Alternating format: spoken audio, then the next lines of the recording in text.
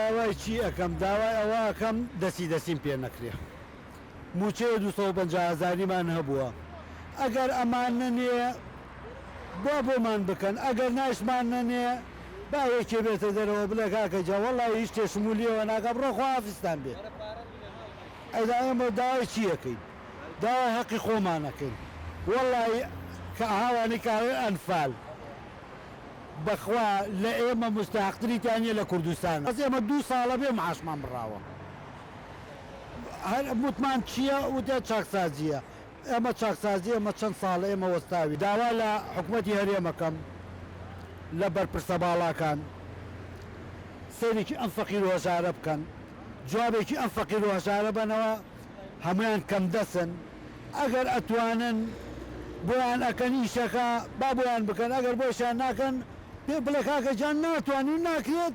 چاوەڕێمە بن سوادەی قسەکرد قیمەتی نییە وانە قیمەتی قسەکردن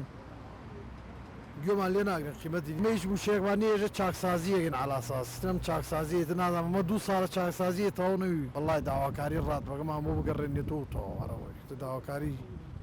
داواکاری بەسیتە بە حسابی چاکسازی بڕاوە ئەیە 2-5 ملیۆنی هەیە